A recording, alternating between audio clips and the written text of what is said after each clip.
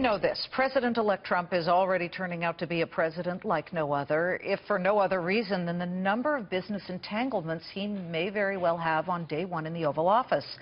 So many have been calling for him to set up a blind trust. You've seen all of these headlines, the Post, the Wall Street Journal, the New York Times. They're all over the place, saying either liquidate, set up a blind trust. But two former White House justice officials are calling that baloney.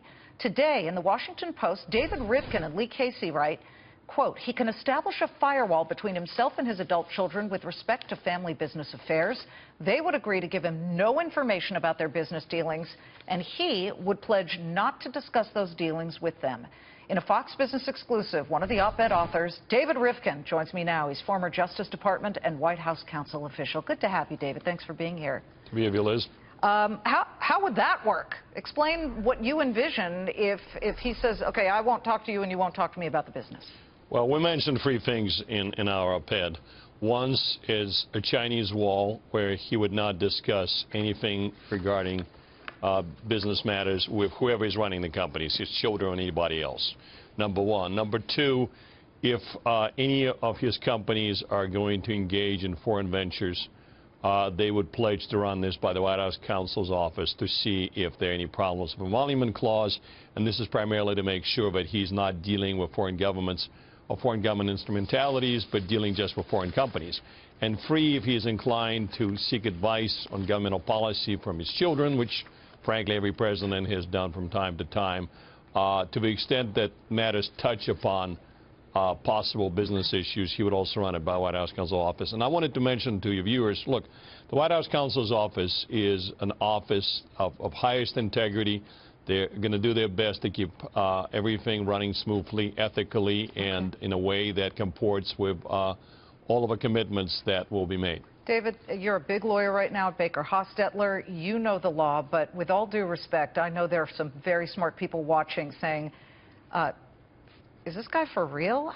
No. Are you that naive that you would think that he won't just be perhaps at a family dinner, pull Ivanka or perhaps Donald Jr. aside and say, listen, make sure you hold on to such and such a property? I mean, we've got a list of all of his business interests and which countries they're in.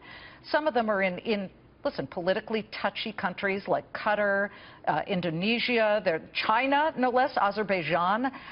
Who's to say that there would be that firewall that you believe would be easy to put up?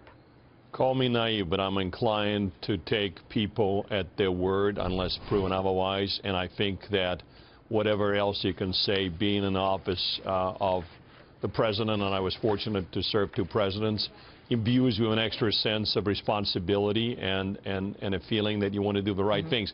I think if commitments are made and if they're overseen by the White House counsel's office, that would be obeyed. But let me just mention one thing. There's really no other alternatives. We're suggesting measures that fall short of divestiture. Okay. But the choice is very stark. Either that or divestiture. There's nothing you can put in blind trust. All of the presidents who put things in blind trust were financial assets. You cannot put a bunch of companies into a blind trust. The whole thing does not work. So either you have divestiture, which is a dramatic remedy, which has never been used before, or we're going to go with specific operational restrictions along the lines we suggest. You make your choice. Well, so you couldn't put Trump stakes in there. I mean, I bring that up because, look, Donald Trump, for his part, he owned it. During the primaries, I don't know if you remember this, but Cavuto and Gasparino and I were working, and we were watching this very late after he had just faced the Michigan and Missouri primaries, and he paraded out these huge platters of Trump water and Trump steaks. Almost as a ha-ha kind of a joke here. In fact, one of them even fell to the ground, so we had good fun with that. But look, he owned it. The fact is, it appears the federal law is on his side. There's no, as I understand it, federal law that demands that he somehow liquidate, correct?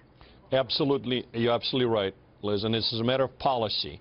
He can do pretty much what he wants as far as the law is concerned. But look, one important point I just want to add briefly. Sure. We need to come up with a system that works in this administration, but we also want to come up with a system that does not deter entrepreneurs from running for presidency.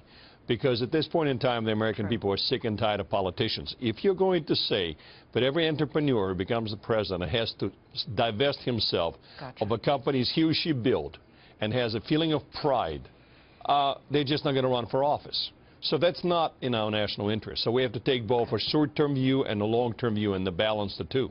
Join us again, David. It's great to have you. Thank you so much.